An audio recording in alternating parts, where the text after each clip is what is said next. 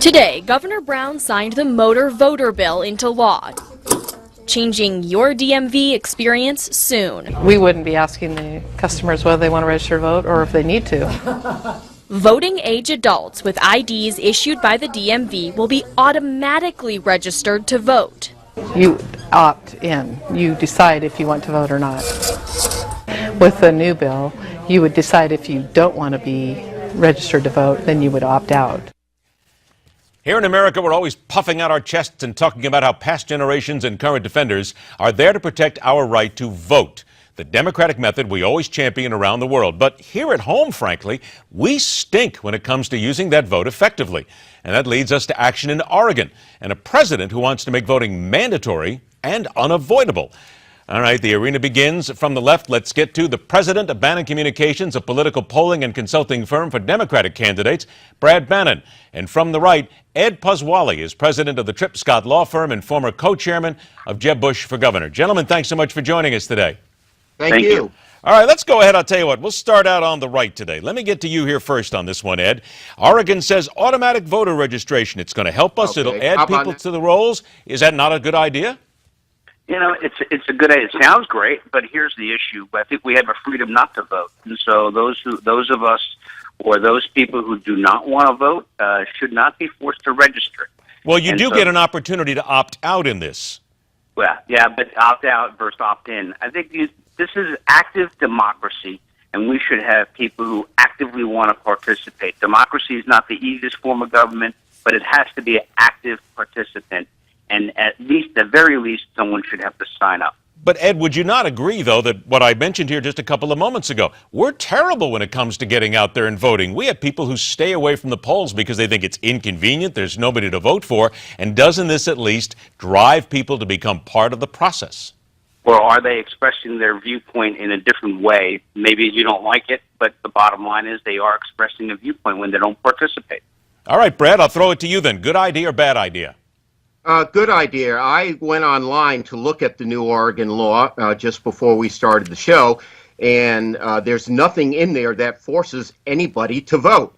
What it does is the Secretary of State will automatically register any eligible voter, American citizen over the age of 18, and they will be registered automatically. If they disagree with that, they can take their name off the list, and once they're registered, no one's forcing them to vote. What about those who say that this is a Democratic push to open up elections? That line actually was started this morning in the Washington Post. Well, if it is a Democratic plot to increase voter turnout, I'll sign up, because the more people vote, the more healthy a democracy is.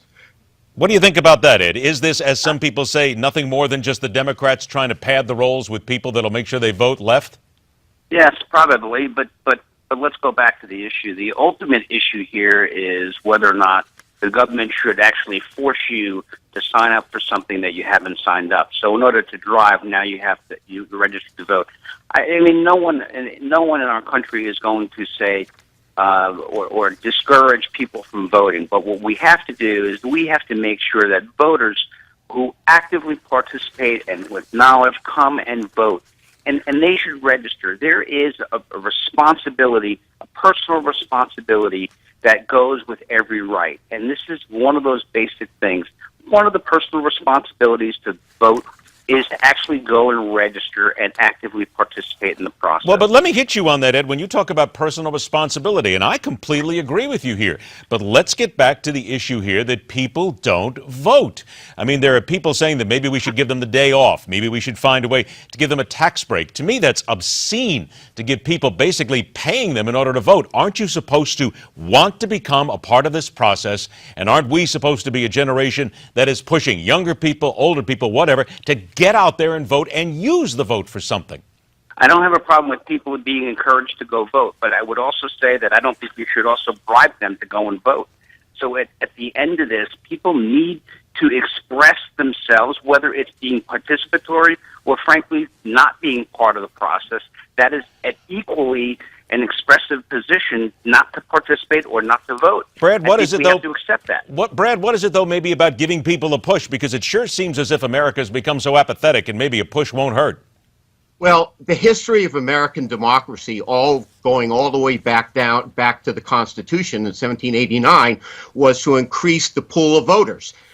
When the Constitution went into effect, the only people who could vote in the United States were white men who owned property. Then we allowed all white men to vote. Then we allowed black people to vote. And then finally we got around to allowing women to vote. And this is in a proud tradition what the founders wanted, to have as many people vote as possible. And again, no one's forcing them to do anything. Well, what about the president? What about the president here for a sec, who says that he wants to be like Australia, which threatens to fine people for not voting? First of all, that seems like you're punishing people for it, but gee, maybe that's what you need. What about his idea? I'll go to you first, Brad. Democracy is only healthy when everybody participates. So anything that anybody wants to do to get people to vote is healthy for our democracy. People all through the years have tried to stop people from voting, and it never works because freedom rolls on. Ed, I heard you right in the background there with an admonition here. Go. Yeah, no one wants to stop people from voting, but the government forcing people to vote. Where do we live? You know, Soviet Russia had 100% participation in their elections, and that didn't turn out so well. So this is a basic freedom. I can vote or not vote. I can register to vote or not register to vote. But ultimately, no one wants to prevent people who want to vote from voting. But what I disagree with that. Republicans across the country are trying to stop people from voting. Wait a second. I don't want the government fining me because I decided that I did not want to participate in an election. Ed, 15 seconds. How do we get people to stop being apathetic and use their vote? We give them something to vote for, whether it's Republican or Democrat. Both parties need to have an opportunity, show opportunity, and that their vote is meaningful. So the difference between one candidate or another, if there's little or no distinction, then we have difficulty in exciting anybody. We, frankly, let's be honest. Okay, I got to stop you there 1 sec. I got to stop you there 1 sec. I only got a few seconds. Brad, 15 seconds to you. How do we get them to vote? Let freedom ring and make the voting pool as large as possible. The larger the voting pool is, the greater our democracy is, and that's what the founders wanted when they wrote the Constitution in 1789. And maybe tell people to start educating themselves a little bit and start falling for all the fraud, actually, and get down to the truth sometimes when it comes down to whether you're Republican, Democrat, left, right, whatever. Get to the truth of the matter. Gentlemen, this has been fascinating. Brad Bannon, Ed Pozzuoli, thank you so much for joining us, guys. Thank you. All right, take care. Thank you. Remember when college was supposed to be about higher education, not about getting high? There might be some changes coming, and they just might be needed.